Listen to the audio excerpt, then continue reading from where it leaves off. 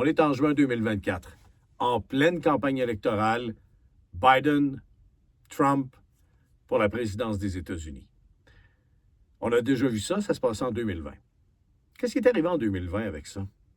On a parlé beaucoup de désinformation.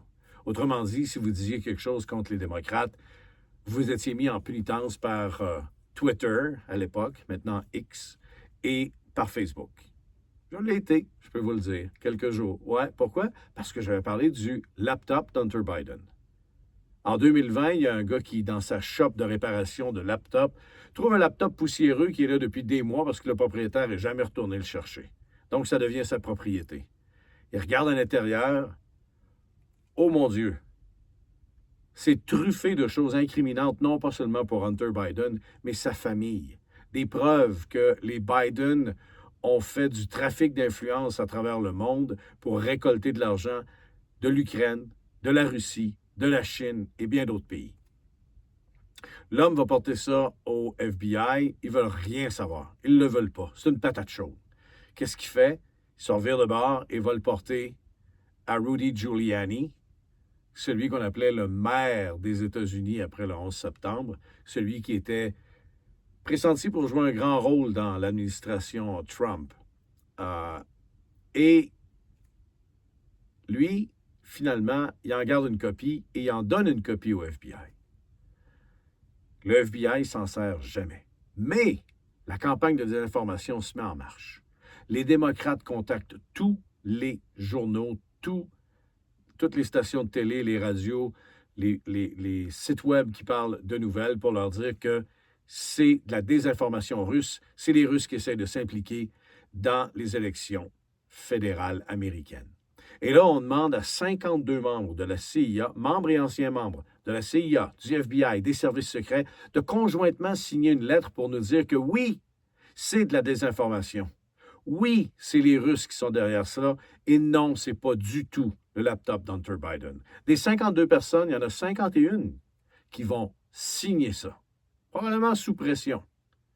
Parce que présentement, comme je viens de vous dire, on est en juin 2024, et Hunter Biden est en cours, et qu'est-ce qu'on a comme preuve contre Hunter Biden? Son laptop. Oui, maintenant, c'est reconnu par le FBI, reconnu par le ministère de la Justice américaine. Le laptop, c'est bel et bien celui d'Hunter Biden. Quand on vous parle de désinformation, faites donc attention. On va juste faire un retour, justement, sur tout ce qui s'est dit au lendemain de ça par les médias de gauche, qui ne sont plus des journalistes. Tout ce qu'on fait, c'est de faire avancer la propagande de la gauche. Parce que tous ces journalistes sont de toute façon des gauchistes et n'ont aucun intérêt à voir un gouvernement de droite prendre le pouvoir encore aux États-Unis. C'est comme ça que Donald Trump a été battu aux dernières élections. On fait un retour, on s'en reparle. Does it surprise you at all that this information Rudy Giuliani is peddling very well could be connected to some sort of Russian government disinformation campaign? Well, we know that this whole smear on Joe Biden comes from the Kremlin.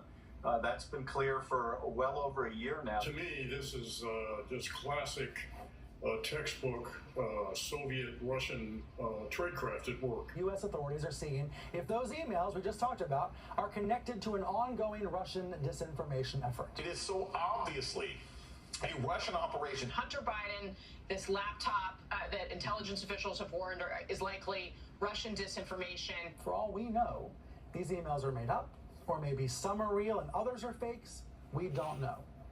But we do know that this is a classic example of the right-wing media machine. It's broadly known and widely known, Peter, that there was a broad range of Russian disinformation back in 2020. Ces gens-là ont pu s'exprimer sur toutes les plateformes. Toutes les plateformes leur étaient ouvertes pour venir nous dire que c'était les Russes. C'était pas Hunter Biden, c'était pas lui. C'était effectivement le laptop d'Hunter Biden. Si ces 51 personnes-là n'avaient pas signé la lettre, on serait maintenant dans une élection après un deuxième terme de Donald Trump. Et l'économie s'en porterait beaucoup mieux.